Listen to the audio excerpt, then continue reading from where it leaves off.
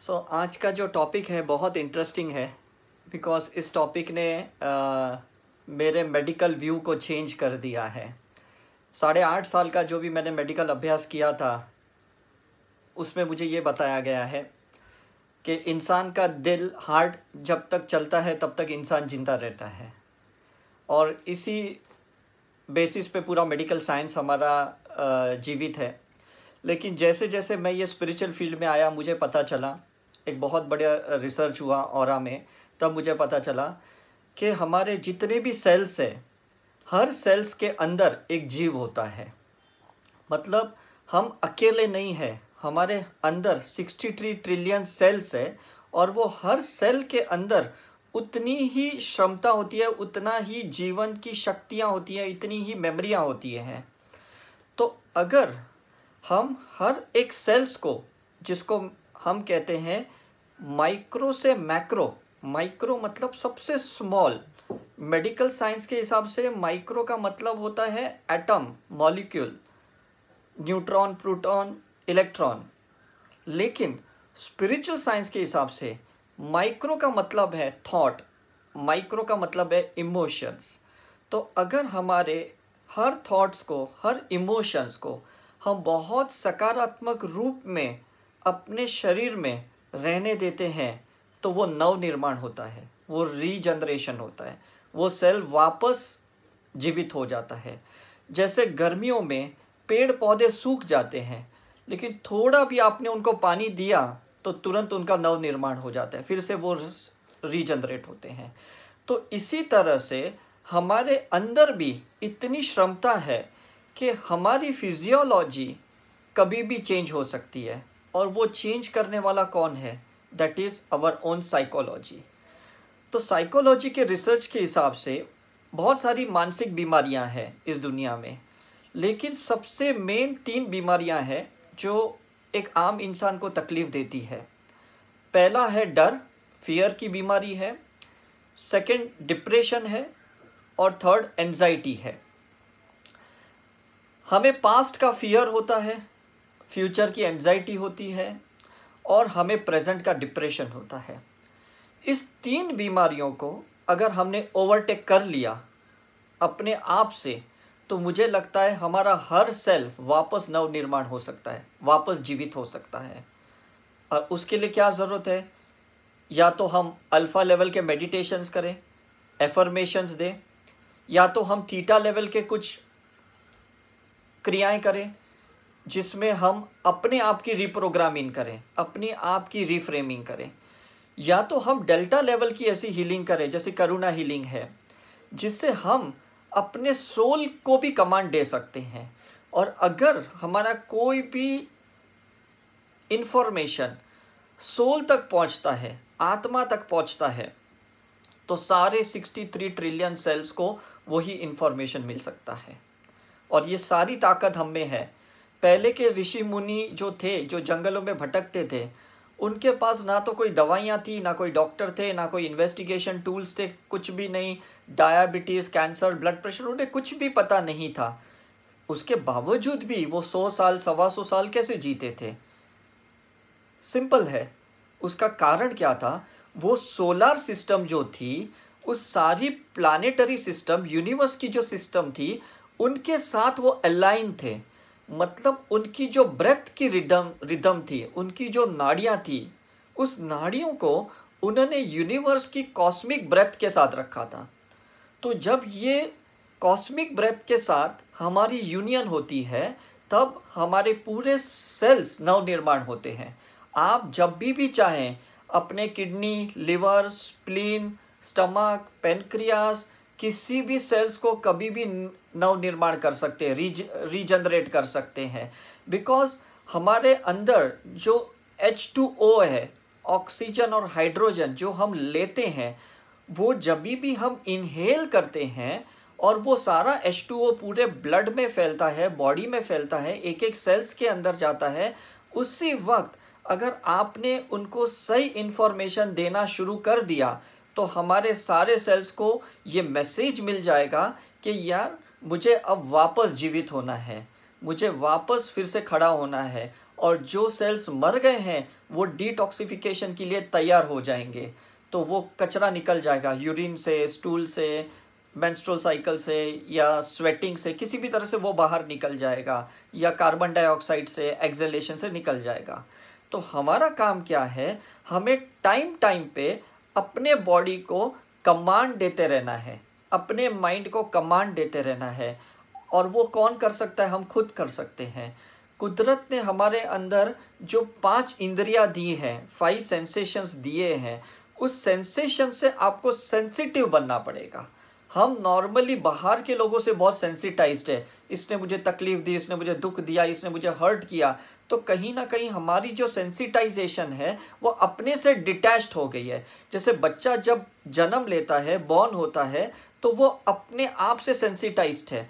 तो उसको जैसे भूख लगती है वो रोना शुरू कर देता है, जैसे उसकी फीडिंग हो जाती है वो चुप हो जाता है।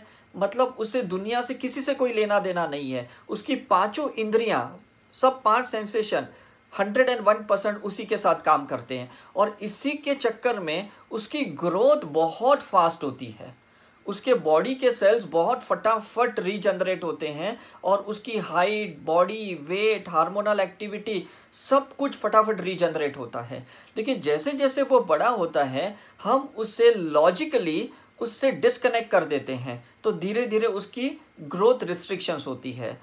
नॉर्मली रिसर्च में ये देखा गया है कि जब एक फीमेल चाइल्ड बॉर्न होती है, एक महिला का जन्म होता है, तो कहीं ना कहीं हम उसके अंदर फियर और इनसिक्योरिटी बहुत डाल देते हैं, तो उसी के चक्कर में उसकी हाइट बढ़ती नहीं है। लेकिन आजकल की जो फीमेल्स है जो बहुत जल्दी इंडिपेंडेंट होती है, तो उनके अंदर कोई फियर इनसिक्योरिटी नहीं होती, तो उनकी हाइट बहुत अच्छी ग्रोथ होती है। तो कहीं ना कहीं हमारे अंदर का ही जो बिलीफ सिस्टम है या हमारे ही जो थॉट प्रोसेस है वो हम बच्चों में डालते हैं, और बच्चे उसी तरह से उनके सेल्स के रीजनरेट करते हैं, वही इंफॉर्मेशन लेके चलते हैं। तो आज का जो हमारा प्रोग्राम है उसमें हम ये कोशिश करेंगे कि आपके हर सेल्स के अंदर हम एक पॉजिटिव इंफॉर्मेशन पहुंचाएं और उसका ट्रांसफॉर्मेशन क्रिएट करें। हालांकि मैंने तो रिसर्च में देखा है कि करुणा रेखी के जो सिंबल्स है, जो 9 सिंबल्स है, उससे हम बहुत जल्दी ये चीज़ें कर सकते हैं। हमने करीबन 36,000 पेशेंट्स के ऊपर ये सब प्रयोग किया है, रिसर्च किया है करुणा रेखी के ज़रिए।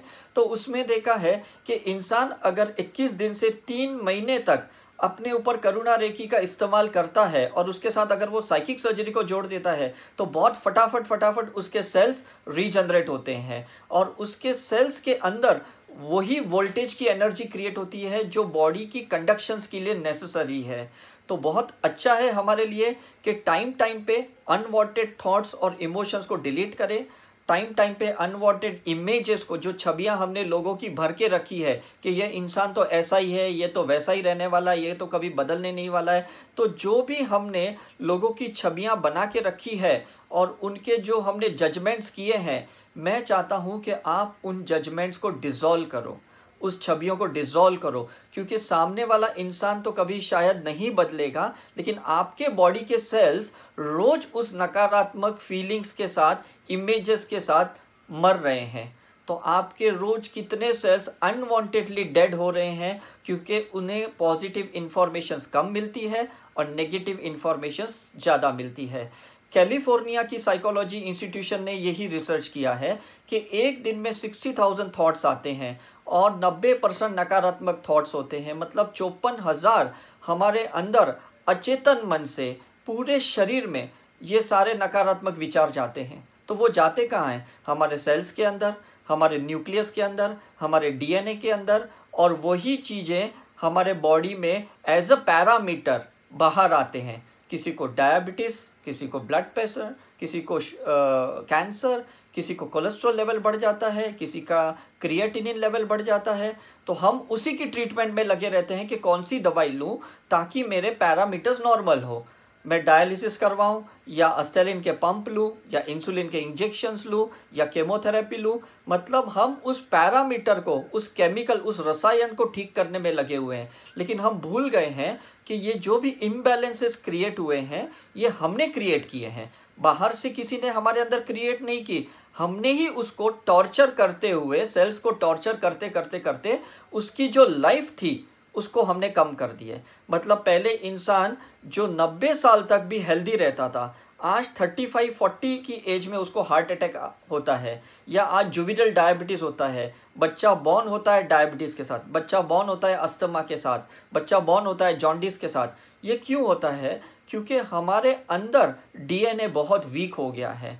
तो आज हम कोशिश करेंगे ये मेडिटेशन के थ्रू, और हम ये मेडिटेशन को अगर रेगुलरली रोज़ करेंगे तो मुझे लगता है आने वाले 21 दिन या 3 महीने के अंदर हमारा पूरा शरीर अंदर से नव निर्माण हो जाएगा, सारे सेल हमारे रीजनरेट हो जाएंगे, हमें बाहर से कोई दवाई लेने की ज़रूरत नहीं होगी, और हमारा हर ऑर्गन, हर सिस्टम, हर हार्मोन्स 101% परफेक्ट पैरामीटर के साथ काम करेगा। So let us take break for the meditation. और मुझे 100% आज लगता है कि आप लोग सभी तैयार हो, इसलिए आज आप यहाँ पे लाइव आए हो। और मैं कोशिश यही करूँगा कि जितने दिन भी हम लोग ऐसे लाइव मिलते जाएं, हम कुछ ना कुछ नया सीखें, और हमारे अंदर नए इन्फॉर्मेशन, नए नॉलेज, नए एक्सपीरियंस के साथ हर सेल्स को हम फिर से जीवित करें। हमें ना फियर चाहिए, ना हमें डिप्रेशन में जाना है, ना हमें कोई एंजाइटी चाहिए, हमें कोई ऐसे नकारात्मक साइकोलॉजिकल इश्यूज़ नहीं चाहिए जो हमारी फिजियोलॉजी को डिस्टर्ब करे। हमें अनवांटेडली वज़न नहीं बढ़ाना, हमें अनवांटेडली कोई बीमारी को आवा नहीं करना है, हमें बस हेल्दी रहना है। I have to be healthy, I have to be fit, and ये सारी एंटी एजिंग प्रोसेस है, ये इसी से जुड़ी है, from micro to macro. I hope आपने ये सिस्टम को समझ लिया। So let us start with the meditation. Thank you very much for your time and cooperation.